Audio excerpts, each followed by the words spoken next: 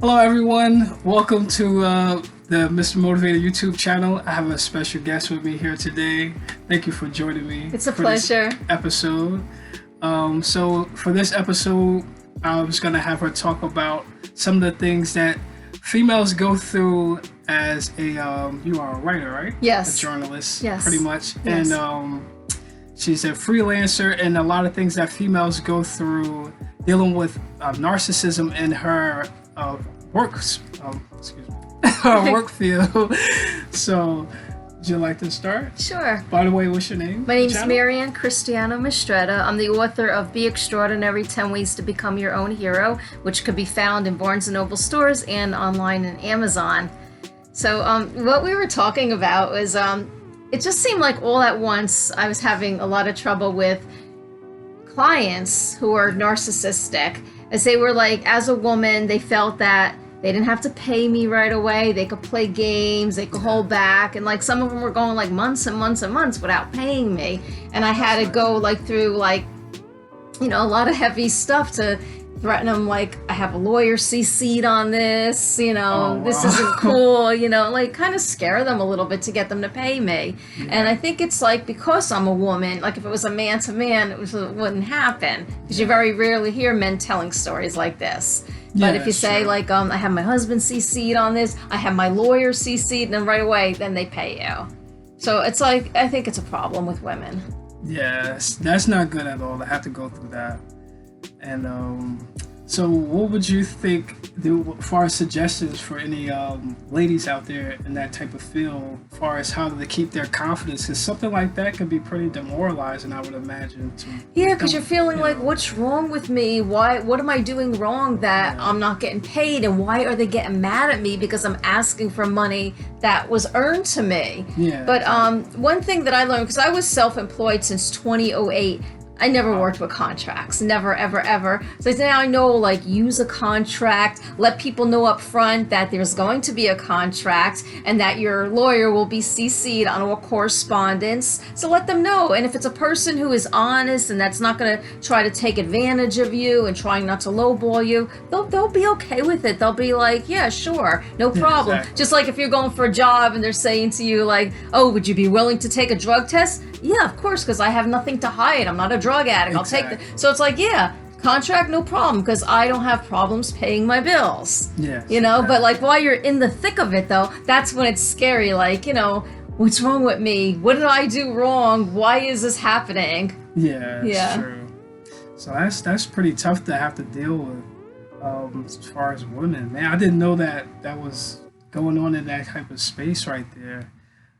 My perspective as far as being a man, I wouldn't have to want to do stuff like that, you know, go through something like that. I've dealt with narcissism before for both men, women, especially dealing with like big bosses or whatever. They got egotistical ways and things like that you have to deal with.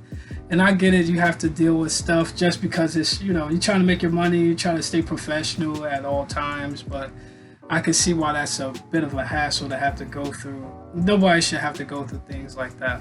And like sometimes like they'll tell you, like when you first come on board with them, you're a great writer. I wish all my writers were like you.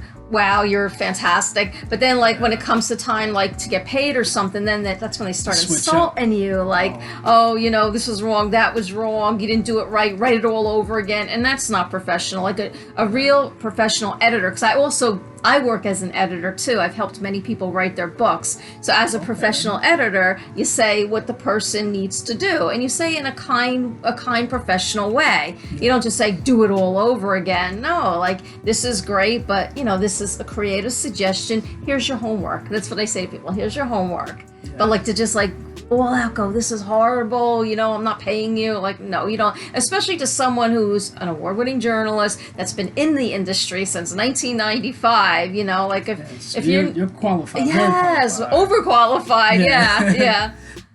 26 years experience. Yes, 26 years experience, Yeah, that's over a third of my life. Yeah, and way more than half of my life. That's pretty good. Most of my adult life, yeah. So yeah, if you're qualified and you got things going on for yourself, I don't see why you should have to deal with stuff like that. It's unfortunate in today's world. You Yes. get a lot of that type of stuff. People switch up on you, and I get it. Everybody got their own little things at home or their personal issues that they might have to go through, but shouldn't drag that into the professional space. Exactly. Yes, because that brings up another narcissist that I worked with a couple of years ago. It was like for a local newspaper, and everything like the whole deal. Again, a male. You're the best writer. I wish all my writers were like you. Then all of a sudden he was like having some problems with his girlfriend. And like, okay, that has nothing to do with me, But then delayed payments and this and that, and this is like, okay, I don't want to deal with this. But like this, it just seemed like the same cycle over and over. And like eventually, the type, and it's just like, okay, the red flags, what to look for. Yeah. Certain clients you cut off. Yes, cut them off right away. Yeah, as soon as it happens, because it's going to happen again. It was one of my larger clients, like it happened 2 years ago, and then they wanted me back, and sure enough, I was like, damn, again they did it to me. Again, here I am, begging for money that I earned 3 months after the fact. Again, they did it again, 3 months? Yeah, 3 months, yep. 3 months after the fact. That's tough right there. I mean, you got bills, you got things you have to... Everybody has bills and things. And sometimes it's not even about the money. It's about the fact that you have to chase after it, Yeah, It's just like, it's like money that's yours that you earned, and you're being your own collection agency. Yeah. That's what aggravates me more than anything, that here I am, you hired me for my creative services as a writer, and now I'm a collection agency. Yeah. So, it's just like, yeah, it's just like, this isn't, It's unfortunate. Yeah. Wow. So, Yeah. Man, that is tough right there to have to go through that. Wow. What I have to say as far as women or anybody going through that, just keep your head up and don't let people's negative thoughts or their mood get to you. Try to stay professional. If it's something that you love to do, spot the red flags. Everybody has their own experiences, whether they're good, they're bad, and just try to learn from them, understand who you're working with, who you're dealing with, and then try to navigate around that to still do the best job that you can do. And try not to let anyone discourage you. Exactly, As far as this is something you set out to do, you went to school for it, you took time out your life, your day, to study this, to master a craft.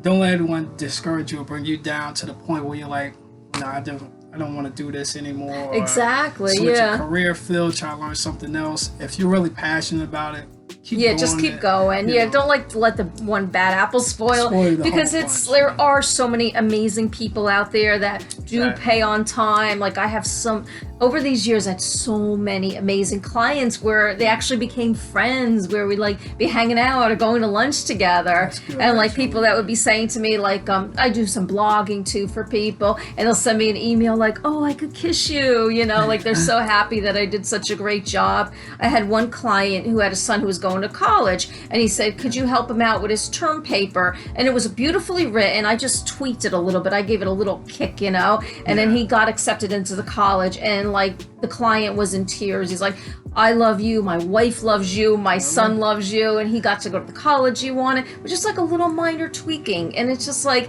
there's so many rewarding experiences as a writer. But what people like into this field, you have to remember that it's a very creative field, and you want to do the creative part, but then there's also that business part where you have to like invoice people and you have to get your money, True. So like you have to kind of like everybody, in the entertainment business and journalism and art, you gotta like arrange to have your art shows, and there's always like the legwork and the part that you don't like. But don't forget, like you have that creative brain and you have it for a reason, and that's why you could do this. And like, wow, before I became a writer, I tried everything. I was like a waitress. It's like, this isn't for me. I can't, I'm not a good waitress, I've been in the restaurant industry too. It's pretty tough. I've done dishwashing, cashier, cook, and I got out of the industry. I had to. So I enjoyed it, but at the same token, I did deal with a lot of, I wouldn't say narcissists, but people who are under immense pressure from their positions. Yes. It kind of, they put their pressure from their bosses. They were our bosses, so they had to put pressure on us, and it was like just too high volume stuff for low pay. Yes. So I couldn't. Yeah. I enjoyed the experience working with everybody, but Oh yeah, anything you do is a beautiful experience, and that makes you better, like whatever you're gonna do in life. If you're a writer, you could talk about your experiences and share your experiences, because that's what we do as writers, we share our experiences. Yeah. So like the more creative things you do, and whether they're creative or they're not creative, it seems like the creative mind finds a way to make them creative, you know? Yes, exactly. Well, it sounds like you really have a real gift for that.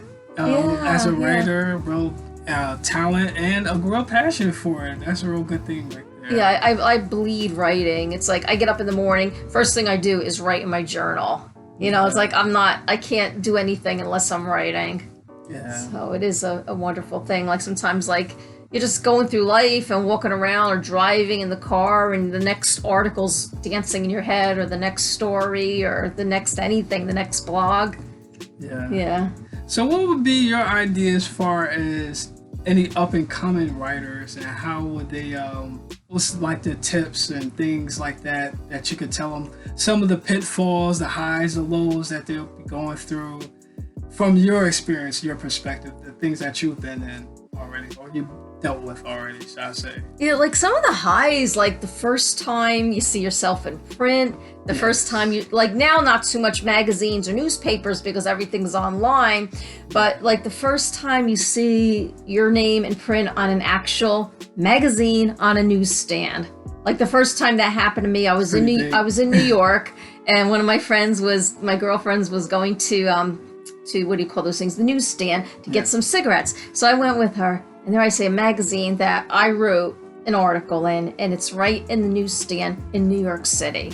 I was like, anybody could read this article right now. So it was like the greatest high in the world. Like, what could be better than this? It's just like, here I was, like a young writer in this magazine in New York City, and the night is young, and now I saw that, and you felt like, wow. Yeah, it's a huge accomplishment. Yeah, and then as a writer, like you get so many perks. Like over the years, I got like free concerts, free restaurant meals, on the guest list, fashion shows, like everything you could imagine. Free CDs, free albums, any free yoga classes, and the list went on and on and on. Like you get so many freebies as a writer.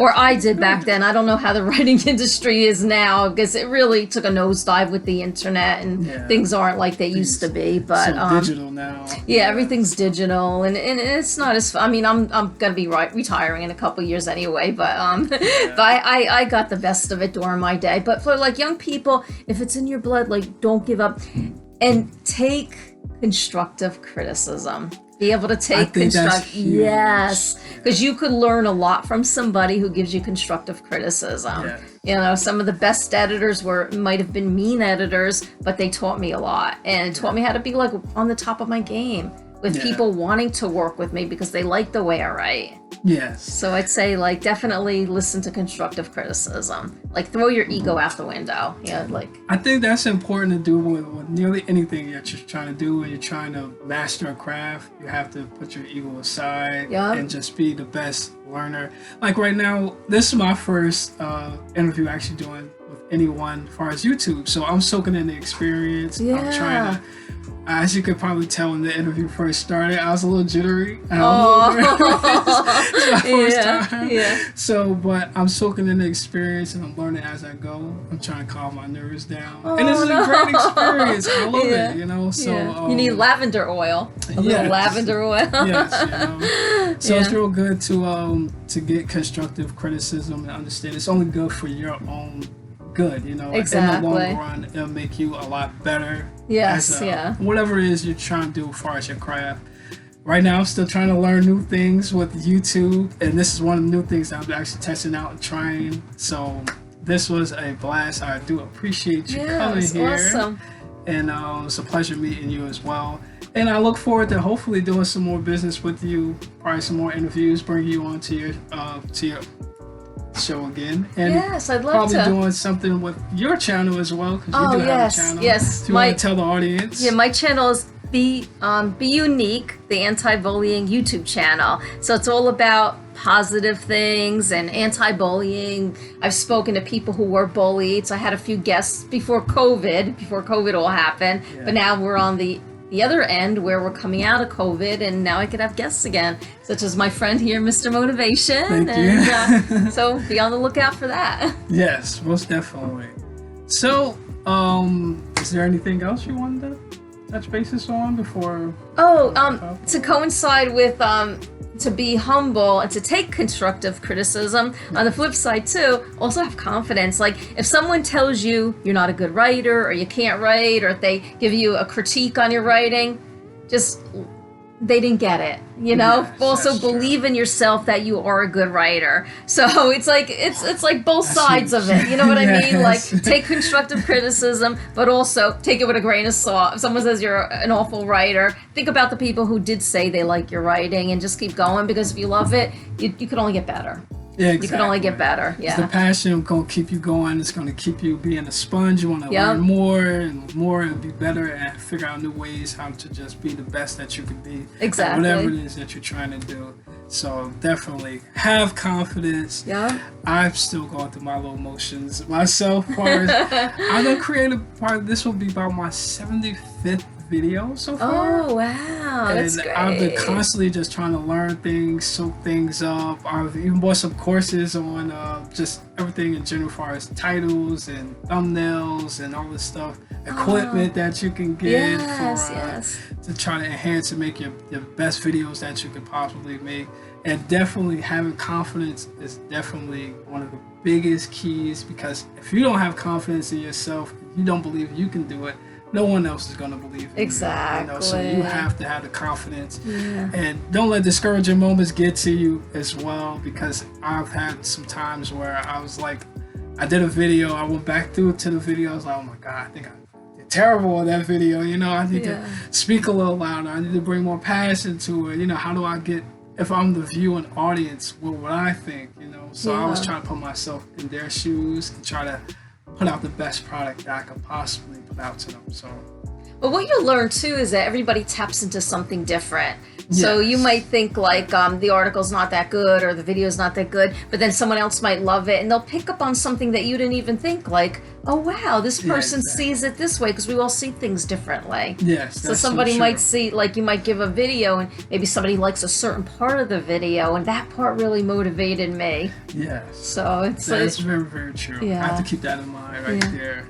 I'll keep that in my notes, my mental notes in the back of my head. You know?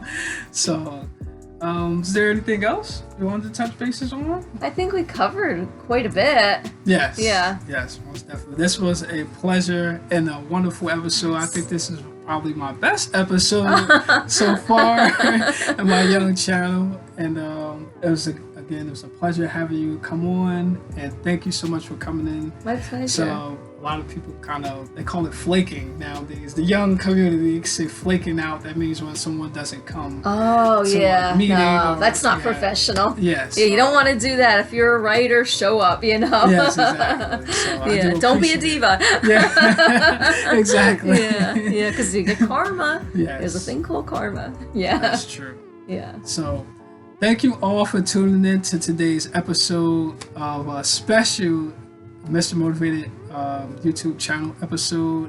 Once again, thank my guests for coming on, and I'll catch you guys on the next episode. I hope you had learned a lot from this, and if you have any comments, please do comment down below. You can also write me as well. I will put my info down. I'm on Facebook and Instagram. Thank you all for tuning in to today's episode, and like that, I will see you guys on the next episode. Thank you all. I appreciate you. Bye.